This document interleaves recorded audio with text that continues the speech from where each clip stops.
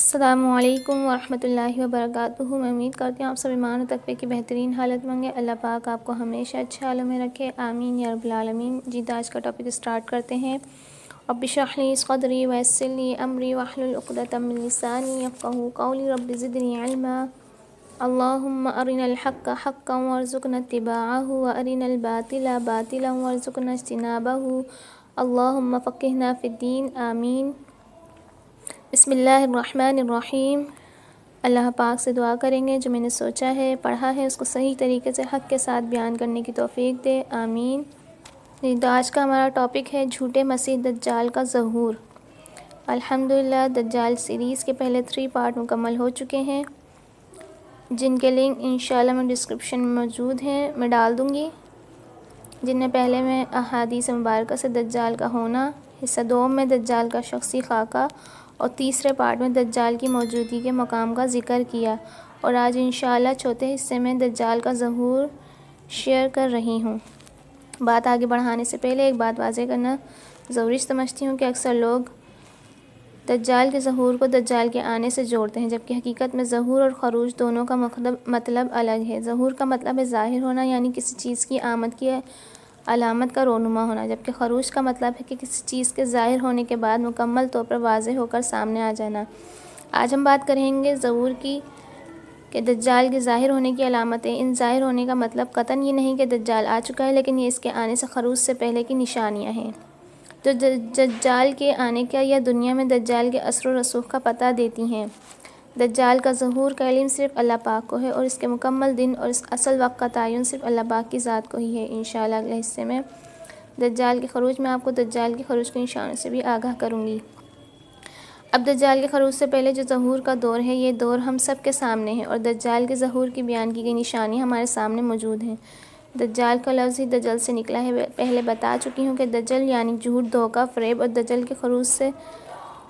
کے خروج سے پہلے زمانہ ظہور میں ہر طرف جھوٹ، دھوکہ دہی اور مکاری کا دورہ دور ہوگا۔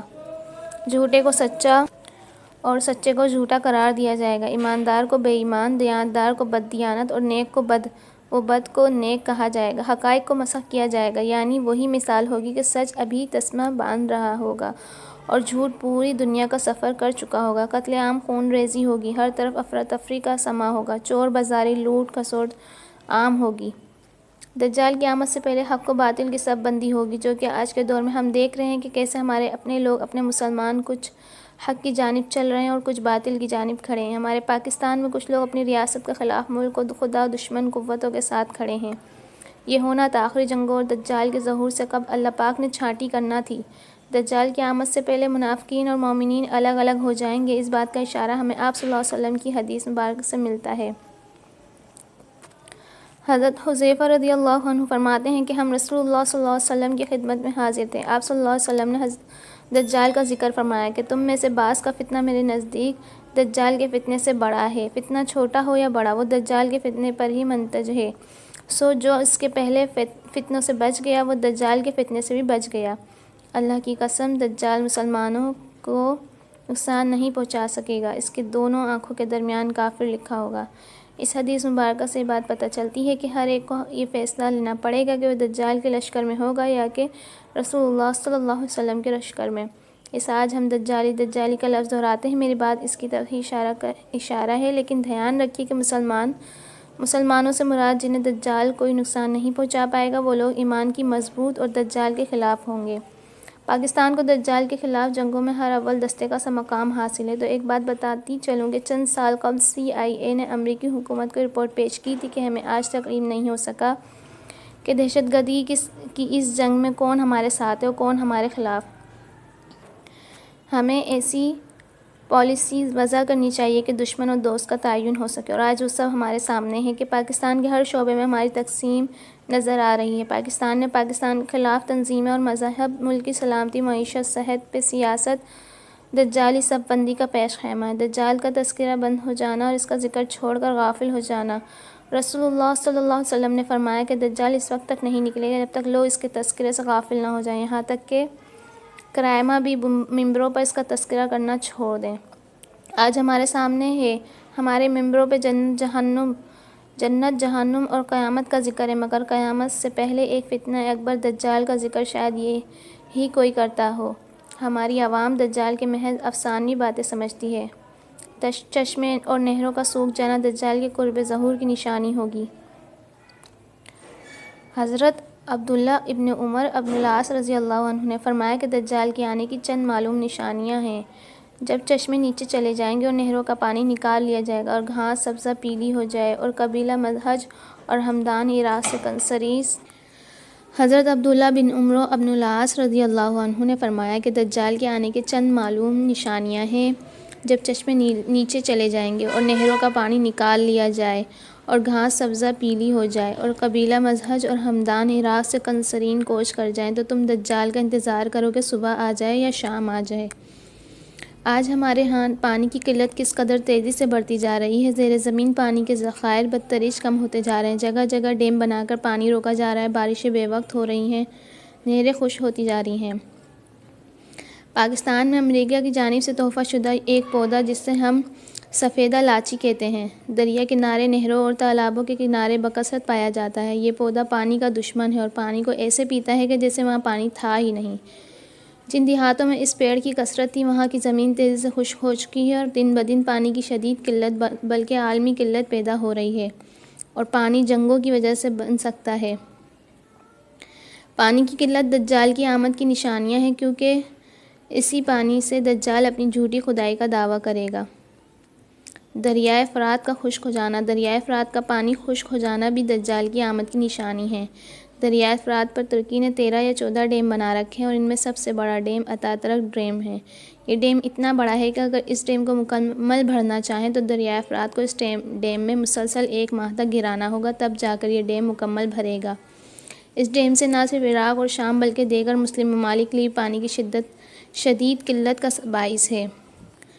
موسمیاتی تبدیلیاں اور موسموں پر کنٹرول کرنے کی کامیاب تجربات۔ دنیا بھر میں موسموں پر بڑی تبدیلیاں آئیں گی، کہیں درجہ حرارت شدید بڑھ جائے گا، کہیں کم ہو جائے گا اور شیطانی قوتیں اور موسموں پر قابو پا لیں گی، کہیں قحط سالی ہوگی تو کہیں شدید بارشیں ہوں گی تو کہیں بارشیں روک دی جائیں گی۔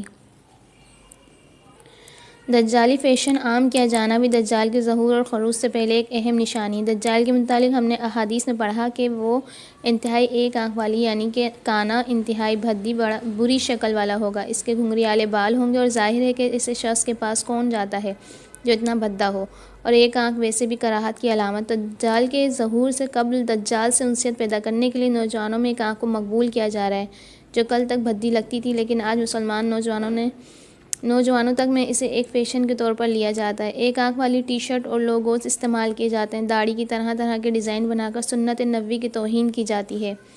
گھنگریالے بال آج کے جوانوں کے فیشن بن چکے ہیں۔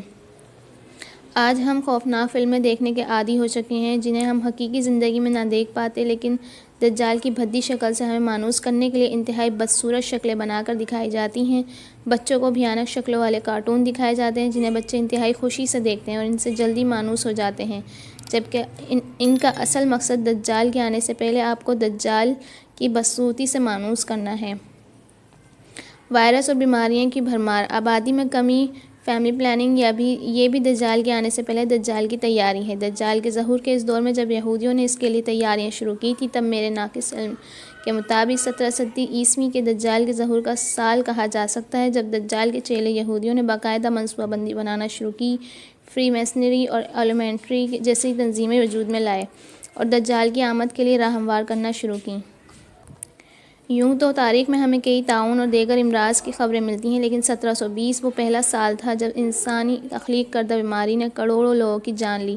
پھر یہی بیماری 1820 میں آئی، پھر 1920 میں اور اب 2020 میں۔ یہ ہے 20 کا عدد باقاعدہ دجالیوں کی منصوبہ بندیوں سے ترتیب دیا گیا ہے۔ اس کے علاوہ دجال کی آمد سے پہلے دنیا کے 6 سے 7 ارب کی آبادی کو 1 ارب کی آبادی تک لانے کے لیے پوری کوشش کی جا رہی ہے۔ دنیا میں کئی ممالک میں جنگیں اور پراکسی کے ذریعے انسانوں کے قتل کے ساتھ ساتھ اسی کے لیے طرح طرح کے وائرسز، نئی بیماریاں جن میں پولیو، ایڈز، کرونا وائرس اور دیگر ایسی لاتعداد بیماریاں ہیں جو کہ یا تو انسان کی موت کا باعث بنتی ہیں اور یا پھر انسان کی تولیدی نظام کو برباد کرتی ہیں تاکہ دنیا کی آبادی کنٹرول کی جا سکے۔ اس میں ایسی بہت سی باتیں ہیں جو یہاں کہنا مناسب نہیں، لیکن آج جنسی بیماریوں سے لے کر فیملی پلاننگ کے ڈراموں تک سب کچھ دجال کے خروج سے پہلے آبادی کو کم کرنے کی کوششیں ہیں۔ کوشش کروں گی کہ ایسے مشہور وائرسز جیسے پولیو، ایڈز، کرونا وائرس یا دیگر بیماریاں ہیں، ان کی تخلیقی تاریخ آپ سے شیئر کروں۔ خاندانی نظام کی بربادی اور رشتوں میں احترام ختم کرنا۔ دجال کے آنے سے پہلے دور ظہور دجال میں رشتوں میں احترام اور جنسی آزادی کو پروان چڑھانا بھی ایک اہم ترین جزو ہے۔ ان کی کوشش ہے کہ دجال کے خروج سے پہلے رشتوں کے درمیان لحاظ ختم کر دیا جائے، جس میں پاکستانی میڈیا دھیمے جبکہ بیرونی میڈیا مکمل طور پر کھل کر کھیل رہا ہے، اور مائنڈ پروگرامنگ کے ذریعے غیر محسوس کن انداز میں یہ بات دکھائی جا رہی ہے کہ بیٹی باپ بہن بھائی ان کے درمیان کوئی بھی آڑ نہیں ہونی چاہیے، ہر ایک کا اپنا جسم ہے، وہ جہاں جیسے استعمال کرنا چاہے اس آزادی ہے۔ بہن بھائی، ماں بیٹا، باپ بیٹی اور بھائی کی بیوی، سوتیلی ماں، سوتیلی بہن، سالی، سب کے لیے سب کچھ جائز اور کوئی آڑ محسوس نہ کی جائے۔ یہ چند ایک اہم ترین نشانی ہیں جو دجال کے خروج سے پہلے دور ظہور میں پوری ہو رہی ہیں۔ اس سب کے پورا ہو جانے کے بعد دجال میدان میں ہوگا، اور ہم اس وقت بھی یہ سوچ رہے ہوں گے کہ یار یہ ٹیکنالوجی کا دور ہے، یہ ہم کیسی پرانی باتیں کرتے ہیں، لیکن صدقے جاؤں نبی صلی اللہ علیہ وسلم کے ٹیکنالوجی آج ترتیب دی جا رہی ہے، انہوں نے 1400 سال پہلے ہی بتا دی تھی۔ وآخر دعوانا الحمد للہ رب العالمین۔ السلام علیکم ورحمۃ اللہ وبرکاتہ۔